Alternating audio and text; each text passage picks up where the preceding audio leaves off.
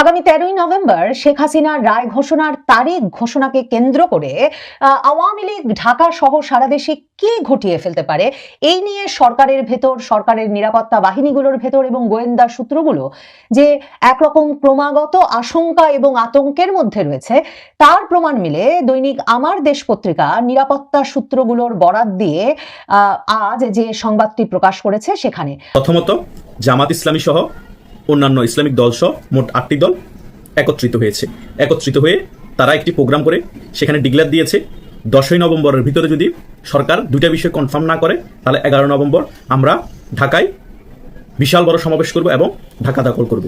ওই দুটা বিষয় কি? প্রথম বিষয় হচ্ছে জুলাই ঘোষণাপত্রকে সাংবিধানিক রূপ দিতে হবে এবং দ্বিতীয় বিষয় হচ্ছে জাতীয় নির্বাচনের আগে গণভোট দিতে হবে। পুলিশ বাহিনীর রাজনৈতিক কর্মকাণ্ড যুগে যুগে কালে কালে বছরে বছরে মাসে মাসে দিনে দিনে যেন পরিবর্তন হওয়ার কোনো লক্ষণই দেখছি না। যেমন বলছিলাম, গতকালকেই একটি ভিডিও ছড়িয়ে পড়েছে। ভিডিওতে কি দেখা গেছে? ভিডিওতে দেখা গেছে যে রুহুল কবির রিজভির পা ধরে সালাম করছেন, পায়ে হাত দিয়ে সালাম করছেন একজন পুলিশ কর্মকর্তা। তারপরে তাকে সম্মান করে তাকে গাড়িতে তুলে দিচ্ছেন এবং তারপরে রুহুল কবির রিজভি, বিএনপির সিনিয়র যুগ্ম মহাসচিব, তিনি গাড়িতে উঠে চলে যাচ্ছেন। 13ই নভেম্বর শেখ হাসিনার রায় ঘোষণার তারিখ ঘোষণাকে কেন্দ্র করে আওয়ামী লীগ ঢাকা সহ সারা দেশে কি ঘটিয়ে ফেলতে পারে এই নিয়ে সরকারের ভেতর, সরকারের নিরাপত্তা বাহিনীগুলোর ভেতর এবং গোয়েন্দা সূত্রগুলো যে একরকম ক্রমাগত আশঙ্কা এবং আতঙ্কের মধ্যে রয়েছে তার প্রমাণ মিলে দৈনিক আমার দেশ পত্রিকা নিরাপত্তা সূত্রগুলোর বরাত দিয়ে আজ যে সংবাদটি প্রকাশ করেছে সেখানে আওয়ামী লীগ 13ই নভেম্বর শেখ হাসিনার রায় ঘোষণার তারিখ ঘোষণাকে কেন্দ্র করে ওই দিনটিকে সামনে রেখে 10ই নভেম্বর থেকেই কর্মসূচি ঘোষণা করেছে। দেশের জেলায় জেলায় উপজেলায় কর্মসূচির ঘোষণার পর তারা বলছে 13ই নভেম্বর তারিখটিতে তারা ঢাকা লকডাউন কর্মসূচি দিয়েছে। আওয়ামী লীগের ভাষায় আওয়ামী লীগ সেদিনটিতে চায় যে ঢাকা শহর একরকমের অচল হয়ে পড়ুক, সেই অর্থে যে কোভিড লকডাউনের সময় যেমন ঢাকা শহরে কেউ বাড়ি থেকে বের হন নাই, ওই দিনটিতেও যাতে ঢাকা শহরের ব্যবসা বাণিজ্য, বাড়ি থেকে বের হওয়া, কাজকর্ম সেগুলো একরকমের স্থবির হয়ে পড়ে একটা সাজানো আদালতে শেখ হাসিনার বিচারের রায়ের প্রতিবাদে। সেটা আওয়ামী লীগের কর্মসূচি। কিন্তু এই কর্মসূচির দিনে কি না কি ঘটিয়ে ফেলবে আওয়ামী লীগ তা নিয়ে সরকারের মধ্যে যে আতঙ্ক আশঙ্কা সেটা ক্রমাগতভাবে স্বরাষ্ট্র উপদেষ্টা, প্রেস সচিবের নানা রকম হুমকি হুঙ্কারে তো পরিষ্কার হয়েছেই। আমার দেশ পত্রিকা এখন লিখছে 13ই নভেম্বর ঢাকা শহরকে নরক বানানোর ষড়যন্ত্র আওয়ামী লীগের। আমার দেশ শিরোনাম করেছে 13ই নভেম্বর নাশকতার ছক আওয়ামী লীগের এবং সেখানে তারা বলছে হাসিনার মানবতা বিরোধী মামলার রায়ের এই তারিখ ঘোষণার এই দিনটিতে 13ই নভেম্বরে আওয়ামী লীগ রাজধানীতে লক্ষাধিক লোকের সমাগম করতে চায় বলে নিরাপত্তা সূত্রগুলো, গোয়েন্দা সূত্রগুলো পত্রিকাকে জানাচ্ছে। মনে রাখতে হবে সেই জুলাই থেকেই কিন্তু বাংলাদেশের গোয়েন্দা সূত্রগুলো এই ভয় পাচ্ছে যে আওয়ামী লীগ হঠাৎ লক্ষাধিক লোকের সমাবেশ ঘটিয়ে ফেলবে ঢাকা শহরে। সত্যিই কি আওয়ামী লীগ লক্ষাধিক লোকের সমাবেশ ঘটানোর মতো সাংগঠনিক পরিস্থিতিতে কিংবা এত রকম মামলা হামলার মধ্যে এ ধরনের পরিস্থিতিতে আছে, নাকি এটা গোয়েন্দা সংস্থাগুলোর একরকম জুজুর ভয়? সেটা বলা মুশকিল, কারণ মাসের পর মাস ধরে একই ভয় যখন গোয়েন্দা সূত্রগুলো পাচ্ছে তখন সত্যি বাঘ আসবে কিনা, নাকি বাঘ আসবে করতে করতে যেদিন বাঘ আসবে বলে কেউ বিশ্বাস করবে না সেদিন হঠাৎ বাঘ চলে আসবে তা বলা মুশকিল। তবে আমার দেশ পত্রিকা লিখছে যে এই পুরো কাজটি নাকি ঢাকায় নাশকতার এই পুরো মূল পরিকল্পনার মূল সমন্বয়ক হিসেবে দায়িত্ব দেওয়া হয়েছে ভারতে পলাতক সাবেক স্বরাষ্ট্রমন্ত্রী আসাদুজ্জামান খান কামালকে, আর তাকে কৌশলগত সব সহযোগিতা দেওয়ার জন্য দায়িত্ব দেওয়া হয়েছে এসবির মানে পুলিশের এসবির সাবেক প্রধান, ভারতে পলাতক পুলিশের অতিরিক্ত আইজি মনিরুল ইসলাম এবং ডিএমপির পলাতক কমিশনার হাবিবুর রহমানকে। এসএসএফ এর সাবেক ডিজি এবং সাবেক কিউএমজি লেফটেন্যান্ট জেনারেল অবসরপ্রাপ্ত মুজিবুর রহমান সহ একাধিক সেনা কর্মকর্তা এই প্রক্রিয়ায় যুক্ত আছেন। প্রথমত জামাত ইসলামী সহ অন্যান্য ইসলামিক দল সহ মোট 8টি দল একত্রিত হয়ে তারা একটি প্রোগ্রাম করে সেখানে ডিক্লেয়ার দিয়েছে 10ই নভেম্বরের ভিতরে যদি সরকার দুইটা বিষয় কনফার্ম না করে তাহলে 11 নভেম্বর আমরা ঢাকায় বিশাল বড় সমাবেশ করব এবং ঢাকা দখল করব। ওই দুটা বিষয় কি? প্রথম বিষয় হচ্ছে জুলাই ঘোষণাপত্রকে সাংবিধানিক রূপ দিতে হবে এবং দ্বিতীয় বিষয় হচ্ছে জাতীয় নির্বাচনের আগে গণভোট দিতে হবে। এখন এই দুটা বিষয় যদি সরকার না করে তাহলে তারা আন্দোলন করবে, ওই 8টা দল। এটা কেন 11 নভেম্বর করা হচ্ছে? 13 নভেম্বর আওয়ামী লীগ ঢাকা লকডাউনের ডাক দিয়েছে, 11 নভেম্বর জামাত ইসলামী এবং অন্যান্য ইসলামিক দল সহ 8টা দল 11 নভেম্বর ঢাকা প্রোগ্রাম করবে এবং আন্দোলনের ডাক দিবে। তার মানে মেইন খেলাটা হচ্ছে আওয়ামী লীগের সাথে। এদিকে সরকারকে প্রেশার ফেললো এই দুটা দাবি জানিয়ে, অন্যদিকে আওয়ামী লীগের 13 তারিখ নামবে সেটাকে প্রতিহতের জন্য ইনডাইরেক্টলি তারা রাজপথে নেমে গেল। তাহলে দেশের মধ্যে একটা বিশৃঙ্খলা সৃষ্টি হবে, দেশের মধ্যে একটা খুবই খারাপ পরিস্থিতি তৈরি হবে। সরকার চাই দেশে একটা খারাপ পরিস্থিতি তৈরি হোক, বিশৃঙ্খলা তৈরি হোক। সরকারের সাথে কিন্তু জামাত ইসলামীর একটা আতাত করে এই দাবির ডাক দিয়েছে এবং তারা রাজপথ আন্দোলন নামবে বলেছে।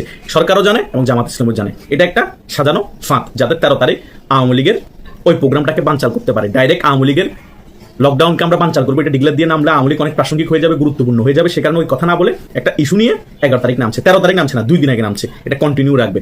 আওয়ামী লীগ রাজপথে নামলে আওয়ামী লীগকে 13 তারিখ প্রতিহত করা প্ল্যানিং সরকার সহ জামাত ইসলামীর নাটকটা সাজিয়ে তারা করে রেখেছে। এদিকে ডাস্টবিন শফিকও বক্তব্য দিয়েছে 13 তারিখ যদি আওয়ামী লীগের কোনো নেতাকর্মীরা রাজপথে নামার সাহস করে তাহলে সর্বোচ্চ তাদেরকে আইনি ব্যবস্থা নেওয়া হবে এবং তাদেরকে প্রতিহত করা হবে। মানে আওয়ামী লীগের 13 তারিখের লকডাউনের ডাক নিয়ে সরকার পক্ষ এবং রাজনৈতিক সকল পক্ষ ভয়ে আছে, কিন্তু ডাইরেক্টলি ব্যাপারগুলো প্রকাশ করছে না। ইনডাইরেক্টলি ভাবে সরকার সহ ওই সকল রাজনৈতিক দল সহ আওয়ামী লীগের নভেম্বরের ওই প্রোগ্রামটাকে প্রতিহত করার জন্য প্রিপারেশন নিচ্ছে। কারণ আমার কথা হচ্ছে, আওয়ামী লীগকে শুধু 13 নভেম্বর লকডাউন ঘোষণা করলো, শুধু 13 নভেম্বর রাজপথে নামবে? পুরো নভেম্বর মাসই আওয়ামী লীগ রাজপথে নামার জন্য মরিয়া হয়ে থাকবে। কারণ তাদের নেত্রীকে মিথ্যা হত্যা মামলায় ফাঁসির রায় দিবে 13 নভেম্বর, ভুয়া মামলায় ফাঁসির রায় দিয়ে দিবে, যাবজ্জীবন দিয়ে দিবে। আওয়ামী লীগের এত নেতাকর্মী চুপচাপে বসে থাকবে? গোপালগঞ্জ ফরিদপুরবাসী কি চুপচাপে বসে থাকবে? সকলেই ঢাকামুখী হবে এবং সকলেই ঢাকায় আন্দোলনে নামবে, রাজপথে নামবে। কেউ ঠেকাতে পারবে না। কারণ আওয়ামী লীগ বিগত সময়ে এরকম রাজপথে নেমে তাদের দাবি কিভাবে আদায় করতে হয়, কিভাবে আন্দোলন করতে হয়, এগুলো ভালো করেই জানে। আর যারা ইতিহাস পড়েছে তারাও জানে আওয়ামী লীগ কি করতে পারে। এটা বাস্তবতা। আওয়ামী লীগ সরকার দলে থাকা অবস্থায় সাংগঠনিকভাবে অনেক দুর্বল ছিল। শেখ হাসিনা দূরদর্শী নেতৃত্বের কারণে 16 বছর ক্ষমতায় থাকতে পেরেছে। আওয়ামী লীগের মধ্যে অনেক কোন্দল বেড়ে গিয়েছিল, সাংগঠনিকভাবে অনেক দুর্বল হয়ে গিয়েছিল।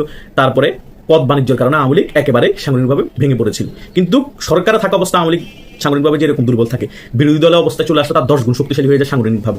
তখন সকল সেক্টরে আওয়ামী লীগ মনোযোগ দেয়, পুঙ্খানুপুঙ্খানুভাবে সকল সেক্টরে কাজ করে এবং আওয়ামী লীগের নেতা কর্মীদেরকে কিভাবে সংগঠিত করতে হবে, কিভাবে উজ্জীবিত করতে হবে, যখন বিরোধী দলে থাকে তখন ভালো করে জানে। সে কারণে আওয়ামী লীগ বিরোধী দল থাকা অবস্থায় রাজপথ কিভাবে দখল করতে হয়, কিভাবে জনগণকে রাজপথে একসাথে নেমে রাজপথ দখল করে তাদের দাবি আদায় করতে হয়, সকল কিছুই জানে। তাই জামাত ইসলামী টেকনিক্যালি ভাবে আন্দোলন নাম দিয়ে রাজপথে থাকুক, বিএনপিও নামুক, কোনো কিছুই করতে পারবে না আওয়ামী লীগের। কারণ 2001 থেকে 2006 সাল পর্যন্ত তো বিএনপি আর জামাত ক্ষমতায় ছিল। ওই সরকারকে আওয়ামী লীগ আন্দোলনের মাধ্যমে পতন ঘটিয়েছে তো, তাদের দাবি আদায় করেনি, করিয়েছে তো। তাহলে এখন আর নতুন কি? সে আওয়ামী লীগ আর এই আওয়ামী লীগ হয়তো 19-20 কথা বুঝতে পেরেছেন। হয়তো এই আওয়ামী লীগের মধ্যে অনেক দুর্নীতিগ্রস্ত লোক আছে, কিন্তু দল তো একই। যারা সাধারণ সমর্থক তারা তো দলকে ভালোবাসে। অনেক কট্টর সমর্থক তো আছে। 1-2 লাখ কর্মীর সংগঠন তো বাংলাদেশ আওয়ামী লীগ না, কোটি কোটি সমর্থক ও নেতার দল হচ্ছে বাংলাদেশ আওয়ামী লীগ। পুলিশ বাহিনীর কথা, পুলিশ বাহিনীর রাজনৈতিক কর্মকাণ্ড যুগে যুগে, কালে কালে, বছরে বছরে, মাসে মাসে, দিনে দিনে যেন পরিবর্তন হওয়ার কোনো লক্ষণই দেখছি না। যেমন বলছিলাম, গতকালকেই একটি ভিডিও ছড়িয়ে পড়েছে। ভিডিওতে কি দেখা গেছে? ভিডিওতে দেখা গেছে যে রুহুল কবির রিজভীর পা ধরে সালাম করছেন, পায়ে হাত দিয়ে সালাম করছেন একজন পুলিশ কর্মকর্তা। তারপরে তাকে সম্মান করে তাকে গাড়িতে তুলে দিচ্ছেন এবং তারপরে রুহুল কবির রিজভী, বিএনপির সিনিয়র যুগ্ম মহাসচিব, তিনি গাড়িতে উঠে চলে যাচ্ছেন। এই ভিডিও ভাইরাল হয়ে গেছে গতকালকে থেকেই এবং এই ভিডিও ভাইরাল হওয়ার পরে খুবই দ্রুত রেসপন্স করছে সরকার। এই যে খুবই দ্রুত রেসপন্স করা, বিএনপি নেতার পা ধরে পায়ে হাত দিয়ে সালাম করা, এর বিনিময়ে ওই পুলিশ কর্মকর্তাকে ক্লোজ করে ফেলা হলো, ওএসডি করে ফেলা হলো। এই ঘটনা কি বার্তা দিচ্ছে? গণমাধ্যম কি বলছে কালবেলা শিরোনামটা দেখলেই বুঝতে পারবেন। সেখানে তারা দুটো ছবিও ব্যবহার করেছে। একটা ছবিতে পায়ে হাত দিয়ে সালাম করতে দেখা যাচ্ছে, সেখানে বলা হচ্ছে রিজভীর পা ধরে সালাম করা সেই সার্জেন্টকে প্রত্যাহার, অর্থাৎ প্রত্যাহার করে নেওয়া হয়েছে। সেই সার্জেন্টকে কেন তিনি এই সালামটা করলেন এবং প্রকাশ্যে এটা তো তার জানারই কথা যে এই ধরনের নেতার যে কোনো কার্যক্রম অল টাইম ক্যামেরাবন্দি হবে, ভিডিও হবে, ছবি হবে এবং এটা প্রকাশিত হলে তার চাকরির জন্য সমস্যা হবে, এটা তো জানা কথা। কি বলছে গণমাধ্যম বলছে বিএনপির জ্যেষ্ঠ যুগ্ম মহাসচিব রুহুল কবির রিজভীর পা ধরে সালাম করা ট্রাফিক পুলিশের সার্জেন্ট আরিফুল ইসলামকে ক্লোজ করা হয়েছে। গতকালকে মিরপুর বিভাগের উপ police commissioner traffic Gautam Kumar বিশ্বাসের সই করা এক অফিস আদেশে এই সিদ্ধান্তটা জানানো হয়েছে পুলিশের পক্ষ থেকে। মিরপুর ট্রাফিক বিভাগের ডিসির স্বাক্ষরিত আদেশে বলা হয়, Dhaka metropolitan police Dhaka traffic Mirpur বিভাগের মিরপুর ট্রাফিক জোনে কর্মরত সার্জেন্ট মোহাম্মদ আরিফুল ইসলামকে ঊর্ধ্বতন কর্তৃপক্ষকে অবগত করে প্রশাসনিক কারণে অত্র বিভাগ হতে ডিএমপি ঢাকার সদর দপ্তরে ক্লোজ করা হলো। এ বিষয়ে ডিএমপির ট্রাফিক মিরপুর বিভাগের উপ পুলিশ কমিশনার গৌতম কুমার বিশ্বাস গণমাধ্যমকে বলেছেন, সার্জেন্ট আরিফুলকে প্রত্যাহার করে ডিএমপি সদর দপ্তরে পাঠানো হয়েছে। রাজধানীর ট্রাফিক মিরপুর বিভাগের মিরপুর জোনে কর্মরত ছিলেন ট্রাফিক সার্জেন্ট আরিফুল ইসলাম। শুক্রবার দুপুরে বিএনপির সিনিয়র যুগ্ম মহাসচিব রুহুল কবির রিজভী একটি প্রোগ্রাম শেষে গাড়িতে উঠছিলেন। এ সময় সার্জেন্ট আরিফুল তার পা ধরে সালাম করেন। এই ঘটনায় ওই ভিডিওটি সামাজিক যোগাযোগ মাধ্যমে ভাইরাল হলে পুলিশের পক্ষ থেকে এই সিদ্ধান্ত নেওয়া হয়। এরকম সিদ্ধান্ত নেওয়াই স্বাভাবিক, কিন্তু এটা কি বিএনপির জন্য একটা বার্তা হলো? দর্শক, আপনার কি মনে হয় যে এটা কি বিএনপির জন্য একটা বার্তা হলো এবং পুলিশের জন্যও একটা বার্তা হলো যে মানে বিএনপির জন্য কাজ করা? একটা বার্তা হতে পারে বিএনপির জন্য যে বিএনপির জন্য পুলিশ আর কাজ করবে না, যেটা গত 15 মাসে আমরা বাংলাদেশের বিভিন্ন থানায় দেখেছি। বিএনপির নেতাকর্মীদের কথাতেই থানাগুলো চলেছে এবং থানাগুলোর কার্যক্রম পরিচালিত হয়েছে, এই অভিযোগগুলো অনেকে করেছেন।